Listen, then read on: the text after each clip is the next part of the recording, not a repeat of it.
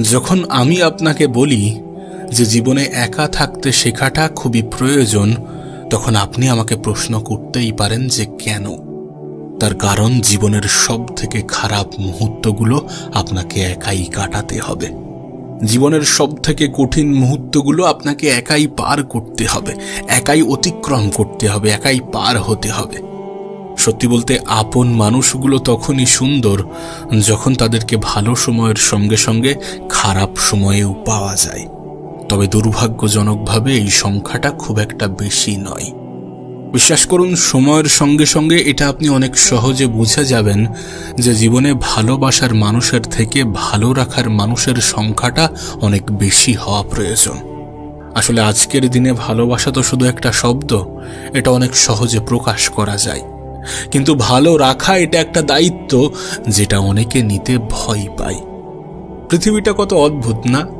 এখানে মানুষ কিন্তু অবস্থান দেখেই মূল্যায়ন করে, কিন্তু কখনো কখনো এটা আবার ব্যতিক্রমও হতে পারে।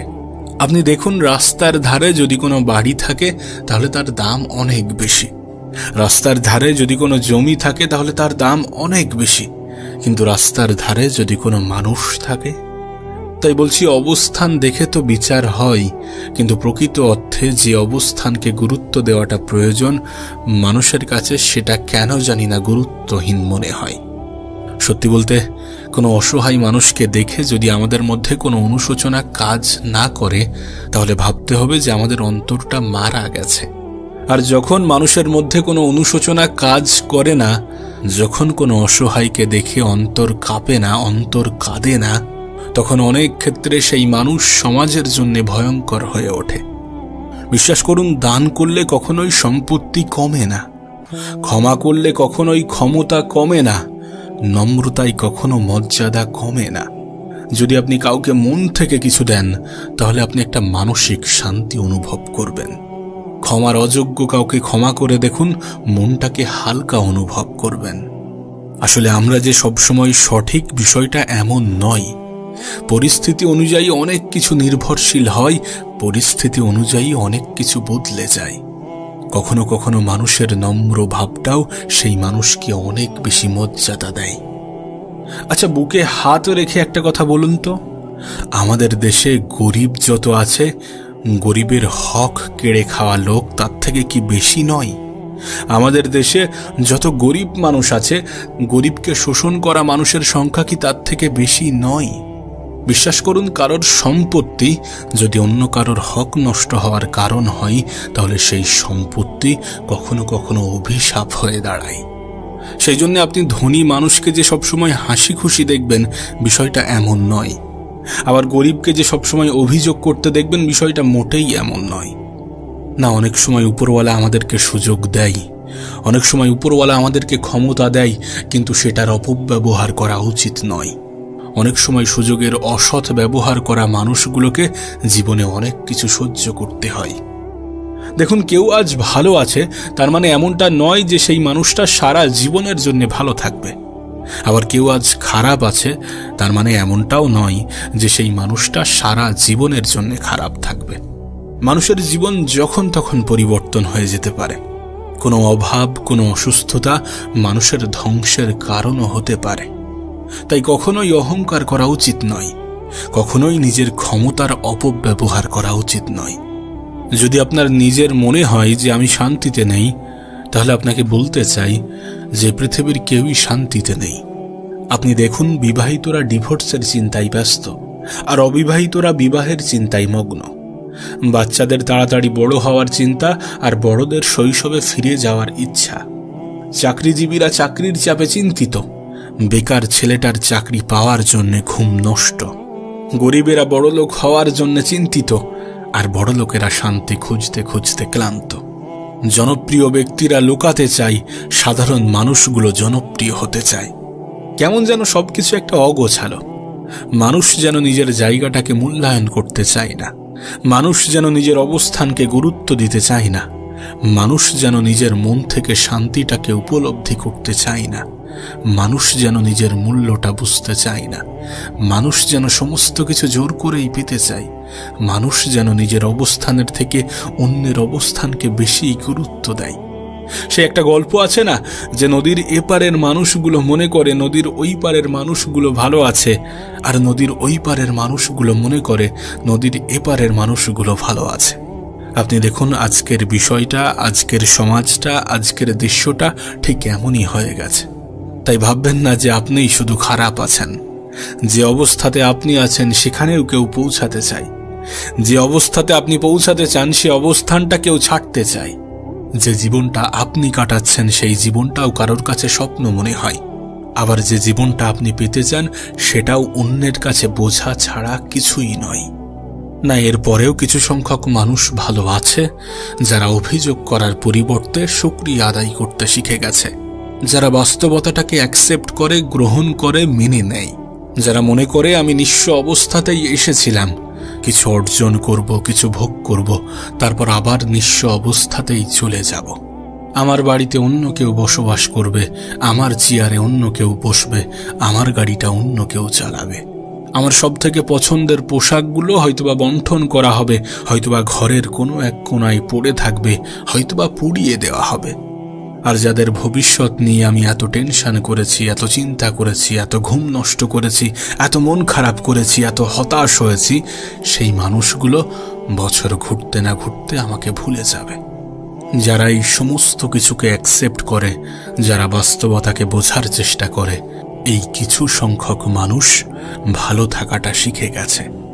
তবে জানো, আজ কিছু প্রবাদ বাক্য কেন জানি না মিথ্যা মনে হয়, কেন জানি না ভুল মনে হয়, কেন জানি না অযৌক্তিক মনে হয়।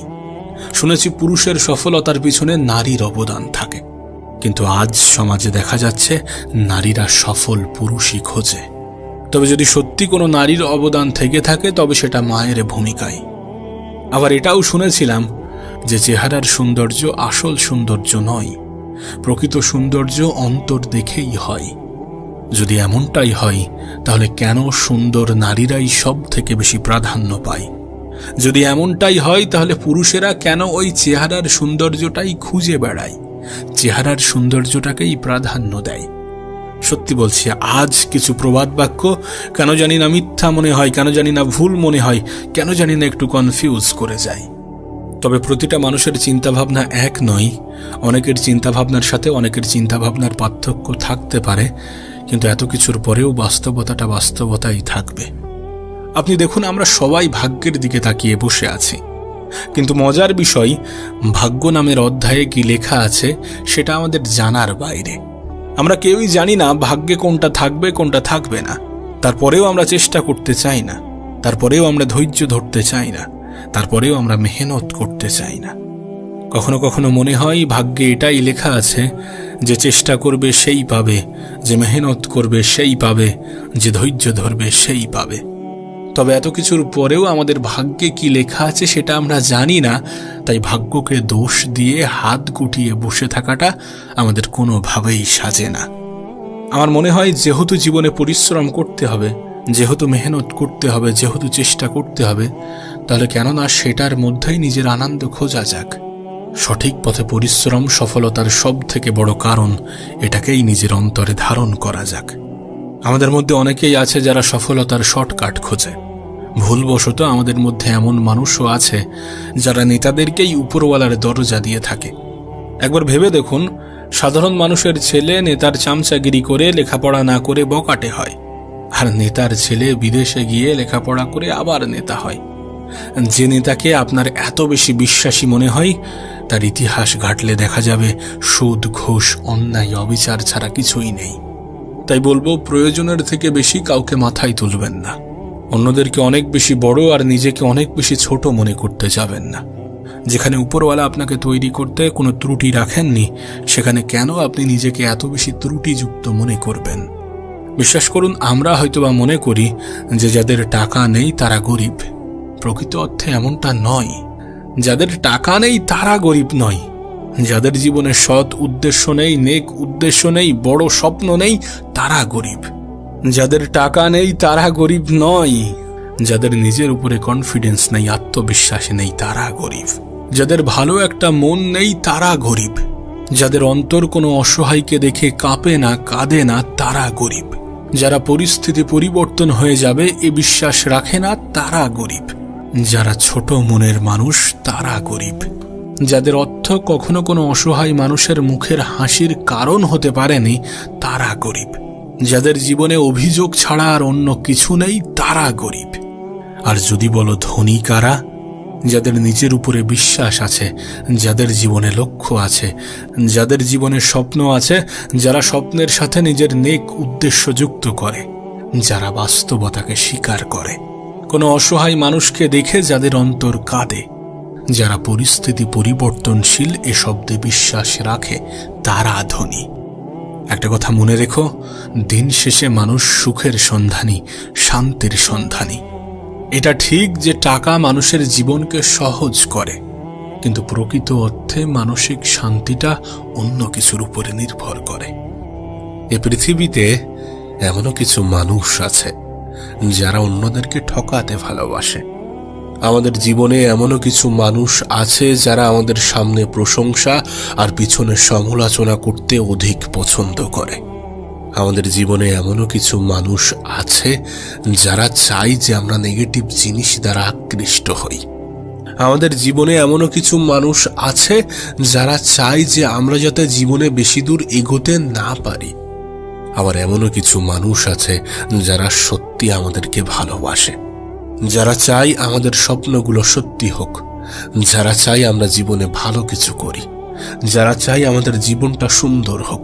কিন্তু এই মানুষের সংখ্যা অনেক কম। নেগেটিভ মানুষের সংখ্যা অনেক বেশি, পজিটিভ মানুষের সংখ্যা অনেক কম। তাই বলছি, তোমার জীবনটা ঠিক তখনই সুন্দর হতে শুরু করবে যখন তুমি কিছু পরিস্থিতিতে এড়িয়ে যেতে শুরু করবে, কিছু জিনিস দেখেও না দেখার ভান করবে, কিছু জিনিস বুঝেও না বোঝার ভান করবে, কিছু জিনিস শুনেও না শোনার ভান করবে। বিশ্বাস করো, এগুলো করাটা জরুরি। অনেক জিনিস এমনও আছে, এমনও থাকে যেগুলোকে এড়িয়ে যাওয়াটা জরুরি। ব্যক্তিগতভাবে আমার এটা মনে হয় যে যখন তুমি সব জিনিসকে গুরুত্ব দিতে যাবে, তখন একটা সময় পরে তুমি নিজেকেই ভুলে যাবে। তাই কিছু পরিস্থিতিকে এড়িয়ে যাওয়া উচিত, কিছু মানুষ থেকে এড়িয়ে চলা উচিত, নিজেকে ভালো রাখার দায়িত্বটা নিজেই নেওয়া উচিত। আর সর্বোপরি কিছু কিছু পরিস্থিতিতে একটু বোবা থাকা প্রয়োজন, কিছু কিছু পরিস্থিতিতে একটু অন্ধ থাকা প্রয়োজন, কিছু কিছু পরিস্থিতিতে একটু চুপ থাকা প্রয়োজন। কারণ তুমি দেখবে সাধারণত এদের শত্রুর সংখ্যা একটু কম হয়। যারা চোখে কম দেখে, যারা কানে কম শোনে, যারা মুখে কথা কম বলে। একটা জিনিস নিজের জীবন নামের ডায়েরিতে লিখে নাও যে পৃথিবীতে সকলে গুরুত্ব পাওয়ার যোগ্যতা রাখে না। তাই সকলকে সবসময় গুরুত্ব দেওয়ার কোনো প্রশ্নই ওঠে না। গুরুত্ব সব থেকে বেশি নিজেকে দেওয়া উচিত।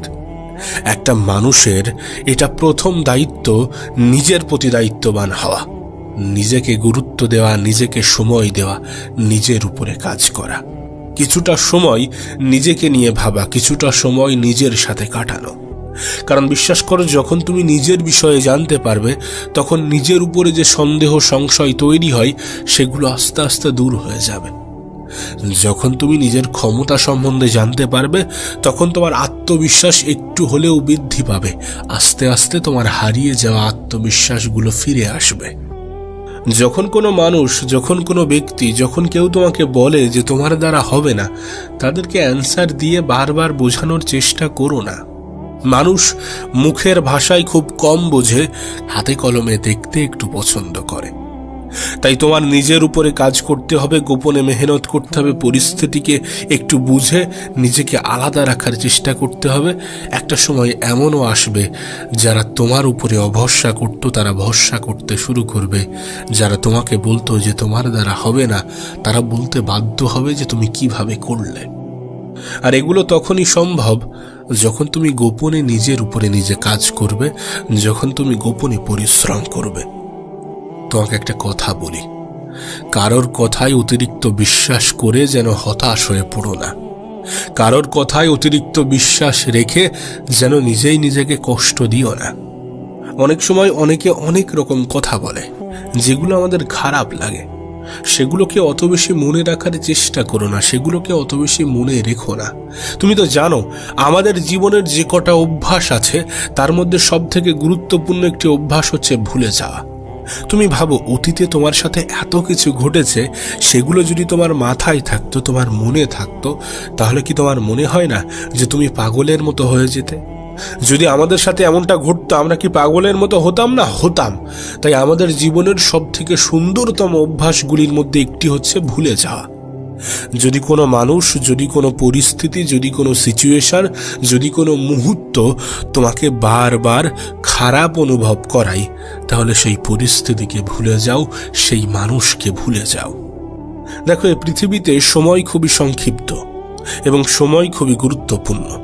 তাই এই গুরুত্বপূর্ণ সংক্ষিপ্ত জিনিসটাকে এমন কোনো ক্ষেত্রে ব্যবহার করো না, এমন কোনো ক্ষেত্রে ব্যয় করো না, এমন কোনো ক্ষেত্রে অপচয় করো না, যেটা করার পরে সত্যি তোমার আফসোস হতে পারে।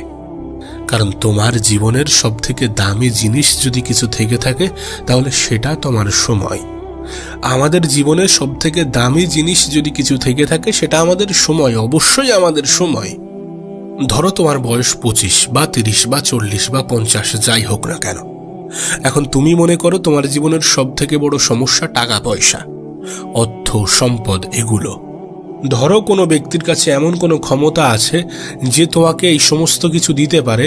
সে যদি তোমাকে বলে, বা স্বয়ং উপরওয়ালাও যদি তোমাকে এই সুযোগটা দেয় যে তোমার কাছে টাকা পয়সা বা অন্য যা কিছুর ঘাটতি আছে সেগুলো সব কিছু পূরণ করা হবে, কিন্তু তোমার বয়স হবে 80।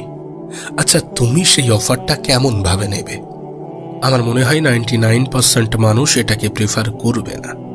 কেউ তার বয়সটা, সেই নির্দিষ্ট বয়সটাকে ছেড়ে একটা বিশাল সময়কে হারিয়ে ওই কিছু টাকা পয়সা, কিছু পরিস্থিতির জন্য সে ওই 70-80 বছর বয়সে যেতে চাইবে না। আর এটাই আমাদেরকে বোঝায় যে সময়ের গুরুত্ব কতটা। আমাদের কাছে আমাদের জীবনের সব থেকে গুরুত্বপূর্ণ জিনিসগুলির মধ্যে সব থেকে গুরুত্বপূর্ণ হচ্ছে সময়। আর একটা জিনিস আছে, সেটা কি জানো? আমাদের স্বাস্থ্য। সাপোজ কোনো একটা মানুষের 10 লাখ টাকা প্রয়োজন, 10, 15, 20 যাই হোক না কেন, এমন একটা বিশাল বড় অ্যামাউন্টের টাকা প্রয়োজন। এখন সেই ব্যক্তিটা সম্পূর্ণ সুস্থ। সেই ব্যক্তিটাকে যদি বলা হয় যে তোমার একটি চোখ, একটি পা এবং একটি হাত আমাকে দিয়ে দিতে হবে, তোমাকে আমি 30 লাখ টাকা দেব, আমার মনে হয় না এই পৃথিবীর কোনো সুস্থ স্বাভাবিক ব্যক্তি এই ডিলে রাজি হবে। এ পৃথিবীতে এমন কেউ আছে বা থাকতে পারে কিনা আমার জানা নেই যে তার একটা চোখ, একটা পা এবং একটা হাত হারিয়ে 30 লাখ টাকা নিতে চাইবে। আর এগুলো জানার পরে তোমার কি মনে হয় না যে তোমার জীবনের সব থেকে গুরুত্বপূর্ণ জিনিস হচ্ছে তোমার সময়, তোমার জীবনের সব থেকে দামি জিনিস হচ্ছে তোমার স্বাস্থ্য? অবশ্যই স্বাস্থ্য, সময়, এগুলো আমাদের জীবনের সব থেকে মূল্যবান, সব থেকে গুরুত্বপূর্ণ, সব থেকে দামি জিনিস। তুমি হয়তোবা জানলে অবাক হবে, এই যে ধনী ব্যক্তিরা যাদের আন্ডারে আমরা সাধারণ মানুষ কাজ করি, এরা কিন্তু প্রকৃতপক্ষে আমাদেরকে টাকা দেয় আমাদের সময়ের কারণে, আমাদের অভিজ্ঞতার কারণে, আমাদের স্কিলের কারণে। আর তুমি দেখো, তোমার অভিজ্ঞতাও এসছে সময় থেকে, তোমার স্কিলটাও এসছে সময় থেকে, এবং তুমি যে কাজটা করছো সেখানেও সময়ের ব্যবহার হচ্ছে। সর্বোপরি দেখা যায় যে ব্যক্তির কাছে আমরা কাজ করি বা যে ব্যক্তির আন্ডারে আমরা কাজ করি, সে প্রকৃত অর্থে আমাদের সময়টাকে কেনে। সুতরাং এটা থেকেও বোঝা যায় যে সময়ের গুরুত্ব কতটা। বিশ্বাস করো, কোনো ব্যক্তি যদি তার সময়কে সঠিক জায়গায়, সঠিকভাবে, সঠিক ক্ষেত্রে, সঠিক সময় ব্যবহার করতে পারে, তাহলে তার জীবনটা পরিবর্তন হয়ে যেতে বাধ্য। আর কোনো ব্যক্তি যদি মনে করে যে আমার জীবনের সঠিক সময় কোনটা, তাহলে অবশ্যই আমি বলবো এটাই। সত্যি বলছি, যদি আমাদের মনে হয় যে আজকের দিনটা চলে গেলেও এই দিনটাকে আমরা ফিরিয়ে আনতে পারবো, তাহলে আমাদের সময়ের অপচয় করা উচিত। তাহলে আমরা সময়ের অপচয় করলে কোনো যায় আসে না। যদি আমাদের মনে হয় যে এই দিনটা চলে গেলে আমি ফিরিয়ে আনতে পারবো, এই মুহূর্তটা চলে গেলে আমি ফিরিয়ে আনতে পারবো, আর যদি মনে হয় যে না, এটাকে আমরা কখনোই ফিরিয়ে আনতে পারবো না, তাহলে সময়ের গুরুত্ব দাও, সময়ের মূল্যটা বোঝার চেষ্টা করো, সময়ের সঠিক ব্যবহার করতে শুরু করো। সময়কে এমন কোনো ক্ষেত্রে, এমন কোনো কাজে ব্যবহার করার চেষ্টা করো যেখানে ব্যবহার করলে, যেখানে কাজে লাগালে তোমার সময়ের অপচয় মনে হবে না। দেখো, তোমাকে একটা কথা বলি, তুমি তোমার জীবনে হয়তোবা এটুকু শিখে গেছো যে মানুষ মানুষকে নয়, বরং মানুষের অবস্থানকে বেশি গুরুত্ব দেয়, মানুষের অবস্থানকে বেশি প্রাধান্য দেয়, মানুষের অবস্থানকেই বেশি সম্মান করে, মানুষের অবস্থানকেই বেশি মর্যাদা দেয়। জীবন তোমাকে হয়তোবা এটুকু শিখিয়েও দিয়েছে। আর যদি সত্যি তোমার জীবন এটুকু শিখিয়ে দিয়ে থাকে, তাহলে তোমার কি মনে হয় না যে তোমার অবস্থানটাকে গুরুত্ব দেওয়া উচিত, তোমার অবস্থানটাকে পাকাপোক্ত করা উচিত? তোমার কি মনে হয় না যে নিজের উপরে কাজ করা উচিত? অবশ্যই মানুষ মানুষের অবস্থানকে গুরুত্ব দেয়, অবশ্যই মানুষ মানুষের অবস্থানকেই প্রাধান্য দেয়, মানুষ মানুষের অবস্থানকেই ভালোবাসে। বিশ্বাস করো, এখনো নিজের উপরে কাজ করার বাকি আছে, এখনো অসম্পূর্ণ অনেক কিছু সম্পূর্ণ করার বাকি আছে, এখনো অনেক মানুষের মুখে লাগাম লাগানোর বাকি আছে, এখনো নিজেকে পরিবর্তন করার বাকি আছে। আর পরিবর্তন করার সময় এখনো হাতে আছে, কিন্তু এই সময় কতক্ষণ থাকবে কেউ বলতে পারে না। আর যারা সময়কে গুরুত্ব দেয়, যারা সময়কে কাজে লাগায়, সফলতা তাদের জীবনেই আসতে চায়। দেখো, আমি জানি না তোমার বয়স কত, কিন্তু তোমার বয়স যাই হোক না কেন, আমার মনে হয় না যে তোমার কাছে পরিবর্তন হওয়ার জন্য কোনো কারণ নেই। অবশ্যই কোনো না কোনো কারণ আছে, অনেক কারণও থাকতে পারে। আর যদি সত্যি থেকে থাকে, যদি মনে হয় সত্যি জীবনে কিছু পরিবর্তন করার বাকি আছে, জীবনে কিছু পরিবর্তন করার প্রয়োজন আছে, নিজেকে পাল্টানোর প্রয়োজন আছে, তাহলে কেন, কিসের জন্য অপেক্ষা করছো, কার জন্য অপেক্ষা করছো? তোমার যদি মনে হয় যে পৃথিবীর কেউ এসে তোমার জীবনটা পরিবর্তন করে রেখে দেবে, তোমার যদি মনে হয় যে পৃথিবীর কেউ তোমার জীবনটা সম্পূর্ণরূপে পাল্টে দেবে, তাহলে তুমি অপেক্ষা করতে পারো। বাট তোমার যদি এমনটা না মনে হয়, তোমার যদি মনে হয় যে না, নিজের কাজটা নিজেকেই করতে হবে, নিজের সফলতার জন্য নিজেকেই মেহনত করতে হবে, পরিশ্রম করতে হবে, তাহলে অত বেশি সময়ের অপচয় করো না, তাহলে অত বেশি আফসোস করো না, অত বেশি অজুহাতগুলোকে কাজে লাগানোর চেষ্টা করো না, নিজের ক্ষমতাগুলোকে বোঝার চেষ্টা করো। তোমার আত্মবিশ্বাস তোমার ক্ষমতা, তোমার সুস্বাস্থ্য তোমার ক্ষমতা, তোমার মানসিক শক্তি তোমার ক্ষমতা, তোমার হাতে যে সময় আছে এটাই তোমার সব থেকে বড় ক্ষমতা। এগুলোকে কাজে লাগাও, এগুলোকে কাজে লাগিয়ে দেখো, তোমার জীবনে পরিবর্তন আসতে বাধ্য। একটা কথা মনে রেখো, মানুষের জীবনে বয়সের সাথে সাথে ম্যাচিউরিটি আসে না। ম্যাচিউরিটি আসে পরিস্থিতি থেকে, ম্যাচিউরিটি আসে অভাব থেকে, ম্যাচিউরিটি আসে পরিবারের অবস্থা দেখে। যদি তোমার কাছে এই কারণগুলো থাকে, যদি সত্যি তোমার মনে হয় যে পরিবারে কিছু সমস্যা আছে, যদি সত্যি তোমার মনে হয় জীবনে কিছু অপূর্ণতা আছে, তাহলে তুমি যথেষ্ট পরিমাণ ম্যাচিওর। আর তোমার এই ম্যাচিউরিটিটাকে পজিটিভ ওয়েতে নিজের জীবনে কাজে লাগাতে শুরু করো। নিজের সময়ের গুরুত্বটা বোঝো, সময়টাকে সঠিক জায়গায়, সঠিক ক্ষেত্রে, সঠিকভাবে ব্যবহার করো।